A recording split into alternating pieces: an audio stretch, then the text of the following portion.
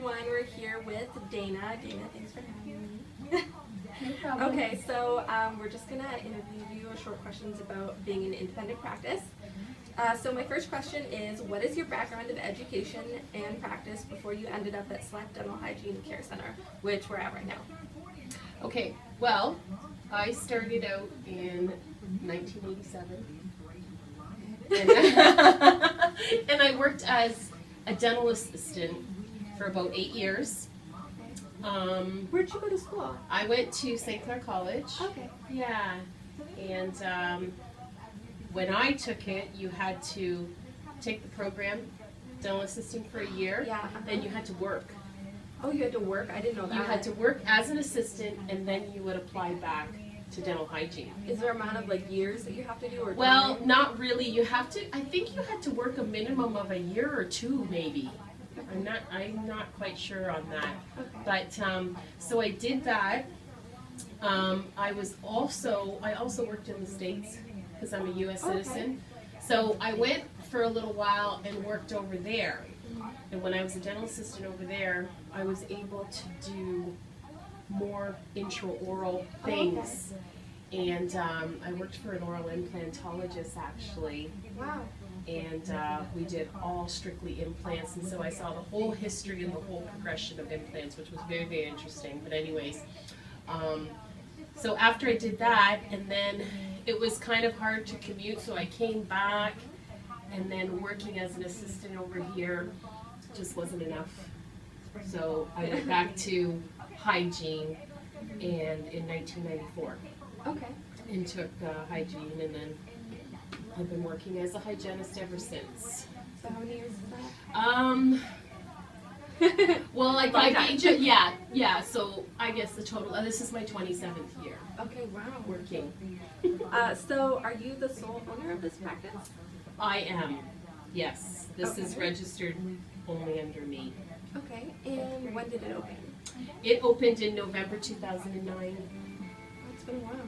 Mm-hmm. And I always pass by here, and I don't know why I never noticed. Yeah, it's, you know what? I don't have a sign on the other. I've got to put one out there. So yeah. Which brings us to, what is the location of your business? Yes. Well, this is actually central location. Are you from Windsor? Kind of. I lived in Mississauga for a bit. My family moved here, and they moved back, and I stayed for hygiene. Oh, okay. So So anyways, with Windsor, this is a real central location, so it's really easy access it for is kind of how it. all different, people and walks of life, and then they can take the bus here, and so. Exactly. So how do you advertise? Okay, well, I finally, and it took me a long time, and my husband did this for me. I am all registered on Facebook. Okay. I have a website that he hasn't launched yet, but we're still tweaking it. Yeah, because I looked for that. I know. So the website is coming. I'm going to have him actually launch it while I'm away on vacation. I'm leaving next week. And what else have I done? It's just been basically word of mouth that has really, really helped me a lot. What I've been getting from a lot of hygienists is that word of mouth is like by far the biggest thing. It is, because people, when they come here, they're looking for something different, and they get that, and they like it, and they come back and they tell their friends. Okay. Which is awesome. Yeah. Do you have a staff? I don't. No, but I work with the denturist who, he has a staff, so Okay. I have that connection. Okay. And I had no idea. When I seen the door, I was like, oh, there's two separate signs. And then I was like, do I have to go around? Is there another door? Yeah, no. That's nice. How do you like working with Well, the denturist happens to be my girlfriend's dad. Oh. And this particular denturist has been working for almost 50 years.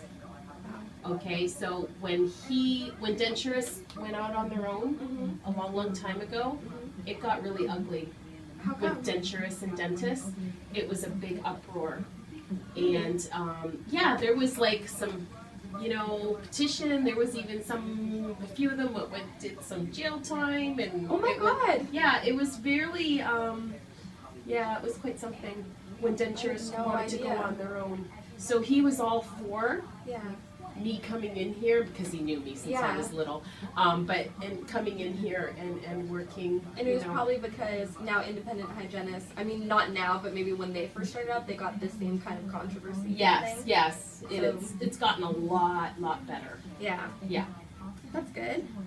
What prompted you to apply for your self-initiation? Oh, I just as soon as that came out, I did it immediately. I had to have this. Well, you know what, and for us, we were all grandfathered in, like, I just had to send away for it. Mhm. I didn't have to do anything else. Yeah. Yeah. That's good. hmm What are the services that you provide?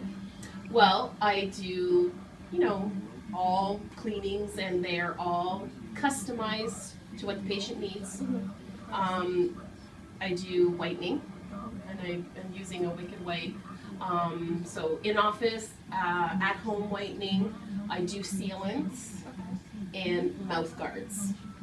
So basically only what's in our scope of practice. Yeah, exactly. Yeah, Do you follow the ODHA suggested fee guide? I do. I absolutely follow that, and there's one for ODSP and Yeah. stuff like that. Yeah. Does your business offer any special features? What sets you apart from other practices, you would say? From, let's say, for instance, just a general practice. Well, what sets me apart is that I'm doing everything on my own time and not on the dentist time. I Which book must myself. be a lot different. It is a lot different. I book myself longer appointments. I'm solely accountable to the patient. There's more of a connection with the patient, which is what I really like. And the service that they get from me, they love it. And that's why I went on my own in the first place, because a lot of dentists that I work for, a lot of patients only wanted to see me, and sometimes the dentists don't like that. Oh, really? Yeah. How do they, find out about that?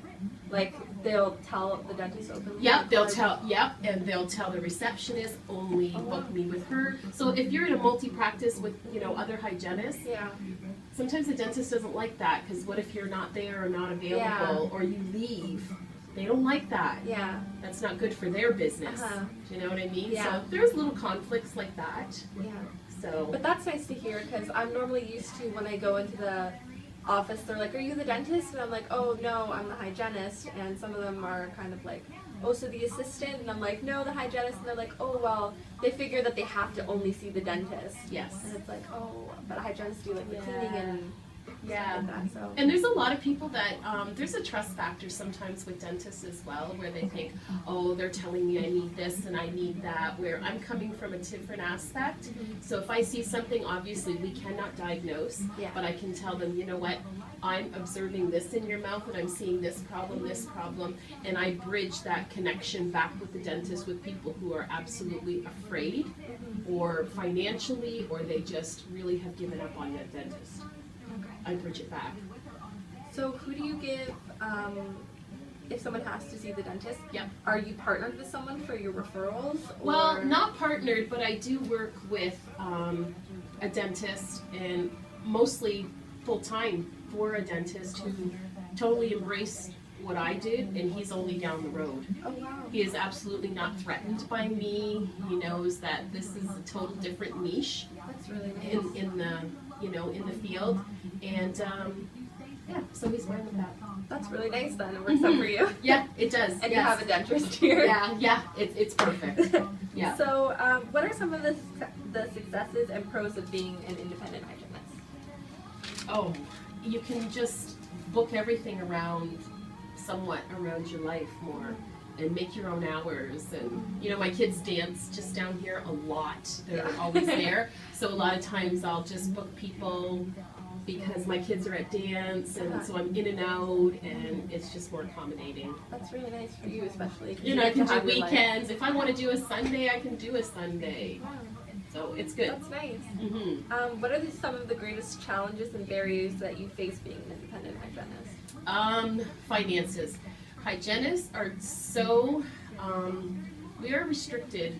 This is the biggest problem I'm going to tell you right now. We are restricted on how much we can bill per hour, because everything is allotted by time. If you're going to scale 2 units, you better be spending a half an hour on that patient. And then polishing is a big issue. Now they've got everything that we do timed, okay, and that's according to how we bill with the CDHO. With a dentist, okay, a crown, say it's $900. Okay. The patient comes in, sits in the chair, and a crown prep usually would take a dentist, you know, an hour and a half, 2 hours. Well, there's some dentists that can do that in half an hour, and they're still billing $900. The dentist is not dictated by time. Okay? The hygienist is very dictated by time, so there's never, you can never, unless you are a multi-practice, you can never really survive on your own with all the overhead and the equipment that you have to buy, and a sole provider, you can only bill so much, and you can't go over that. You know what I'm saying? Yeah, I get it. So it's very capped, and that's why it's very, very hard. Like that. It's very hard for a dental hygienist to be on their own. There's some though, because I'm a member of the DHPO, that have hired a dentist, and the dentist works for them, which really makes sense. Are a lot of dentists interested in that? Are they okay with that? I think maybe the newer ones that are up and coming, and some who are just like wanting to retire and relax. Oh, okay. It's kind of those ones. Okay. Yeah. What are your goals for your future plans? Well, eventually, I want to stop working for a dentist, and I want to probably get into healthcare, public health. Oh, wow. And still do what I'm doing here. Okay. And eventually I would love to get more hygienists to come in here that are self-initiated and can kind of like, you know, drum up business on their own, though they have to be very you know what I mean? Yeah. So I can provide that, you know, for the right hygienist, but it's very difficult. A lot of them are very scared. Yeah. Because they're scared of what like, you know, I had one that was going to come in and the dentist actually let her go because they knew that she was wanting to come here and work some days. Yeah, and that happens. That's the reality of it. I didn't know it was that like. Oh, it is. Sad to say, but especially it's like kind of in Windsor. In Windsor, yeah. It's been a little difficult, but I've had to lay low, like you say with advertising. Yeah. I didn't really like go out there and just go crazy because I didn't want to upset a lot of these guys because I've been around a long time. And then it is relationships, right? You don't want to burn a bridge with certain people Exactly. type thing. Okay. Yes. I get it. How has your career evolved, would you say? Well, I'm at the highest end that I want to be right now because I never thought that this would happen in my career time. Yeah. So I'm satisfied. So as I fizzle out, I'm satisfied as I sail into the sunset. Yes. What are your main challenges you faced opening your business? Main challenges was money. Yeah. I do not have a business loan. Oh, okay. I didn't end up doing that because, well, with my situation and having a family and having a mortgage, I could not cross the two. I was not going to sacrifice and put my family in a position that I could stand to lose just so that I could have my own hygiene practice. Which I would think is rare because, I mean, in our business classes now, we have to put together like a fake business plan if we were to open a business. Absolutely. And they always say like loan. Yes, and which doesn't make sense. When I went to a big DHPO boot camp, and it is a real reality check because, again, you are capped by how much money you can make per hour. And if that money and your income, like it just doesn't make sense. Match. There's another hygienist, very good friend of mine that practices in Leamington. She has her own practice. Okay. And she did the whole renting a place, got all her equipment. She has since moved into her home because she wasn't making any money. She couldn't even keep up the bills. So it was interfering with her own family. Yeah. Because it was taking away from the family income to try and support her hygiene business. That doesn't make sense. Yeah. That's like a really good insight, because I don't think a lot of people have said that when they're starting a business, that they don't like to cross the two, because I think that is very important. So It is very important.